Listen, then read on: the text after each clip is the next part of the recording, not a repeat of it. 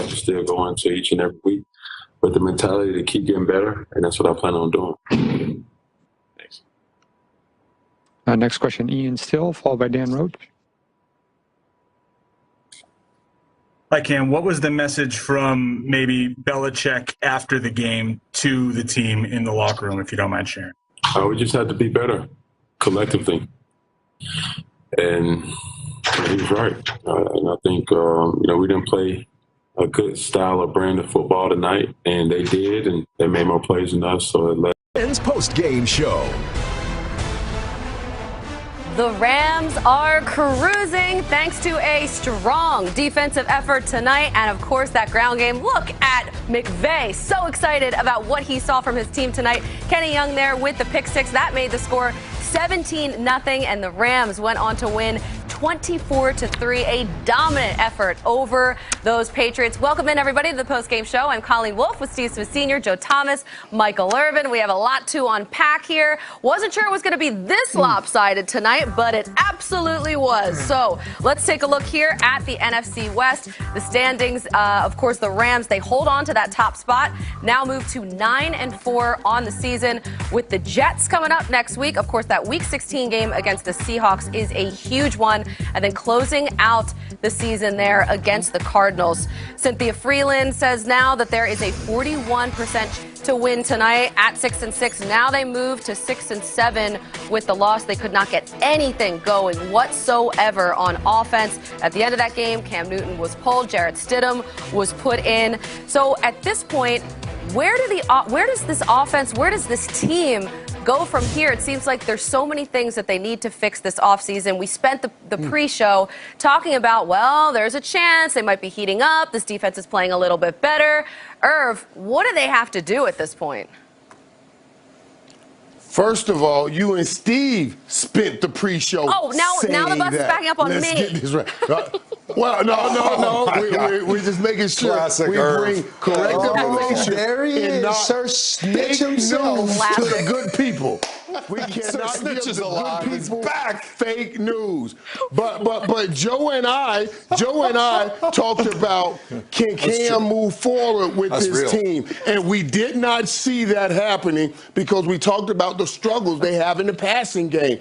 And tonight, it got magnified because they slowed down to try to be in passing situations. Well, they tried to force the issue and run the ball, and they weren't able to run the ball. Once they got into the red zone, they were 0 for 4 because they just don't have a lot of different run plays, and you just get so predictable, especially by this point in the season. Everybody's got a ton of game film on them. All those formations that they line up in, they can try to put window dressing on them, but the defense is probably sitting out there saying that we practiced against all these looks and all these plays that we're getting, and they showed it when they got down there early in the game and they stuffed them on the goal line on 4th down. And really, it wasn't much of a game because Cam Newton and the New England Patriots had no ability to stretch the field and push the ball downfield throwing the football. Well, they tried to push the ball down the field at times, but the offensive line could not hold up with that outstanding defensive line with Aaron Donald. But also, too, even when Stidham got in the game, he didn't do a great job. He just played a little bit better hot potato than Cam Newton. But then also, too, there were some passes Cam Newton threw that his wide receivers just couldn't catch. And then also, too, that at the end of it, what Joe said is they tried to window dress some things, but they just could not get it going in the pass game. So just to summarize what all of us have said, let me show you what the New England Patriots are right now. Put a fork in them. It's a very large fork. They're done. I love the prop. Yeah. Good planning there on your part. What's frustrating, right? He was like, Steve, you called your wife and said, bring me a fork out the kitchen and let me do that. That's the turkey fork right there. Turkey fork, right. That's the big fork. That's my fork right there. You saw something. You saw something after that big sack, and Cam dropped back and he hit N'Keal Harry down the sideline. It wasn't something beautiful, but it was what N'Keal Harry has.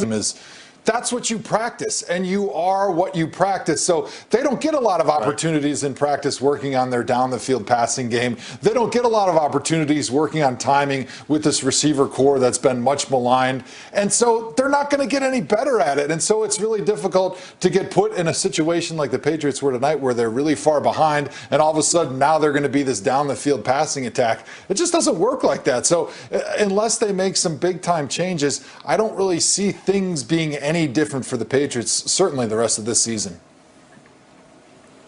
I agree with everyone. The one thing that was interesting, too, is when they were around in the fringe and in the red zone, they just couldn't get it done. They tried to do some creative things, but at the end of the day, they just... Power in the offensive line over the Rams' defensive line. You can't run a power run game and not have the first part of it, which is the power in your offensive line. Aaron Donald dominated that offensive line. The Rams' defense, and sometimes the guys were getting sacked that didn't even get blocked. That was a problem right off the top. I understand you have the running, you have a running quarterback. You're trying to get a running game.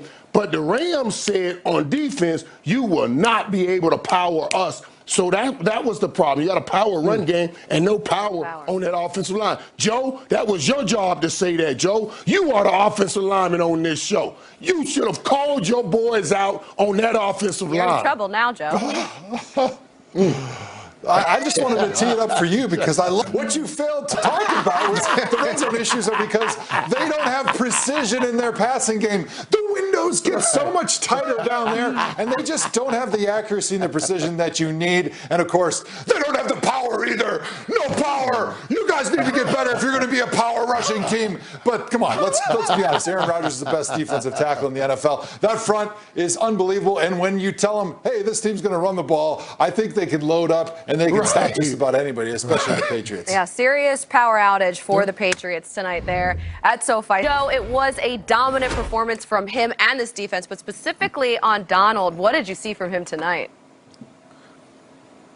Yeah, he was unbelievable, Colleen. You know, we talk about this guy as maybe the best player in the NFL, and when we say that, I think people think that I'm being hyperbolic and we're actually not serious. But when you watch what this guy does out there, he literally is changing the game from the defensive tackle position. You can't run at him. You can't run away from him because he's too fast. And if you try to pass block him, even with two guys, he splits double teams. He pushes guys back into the quarterback. And when he gets home, he never lets a quarterback out of his grasp. He is legitimately a game wrecker in every sense of the word, and he showed it tonight. I mean, the Patriots got down early, and then it was just the Aaron Donald show after that. They had no chance to get back because they couldn't block 99 all night. We talked about it in our pregame show, just how automatic he is, and we saw it right in front of our eyes tonight in this game.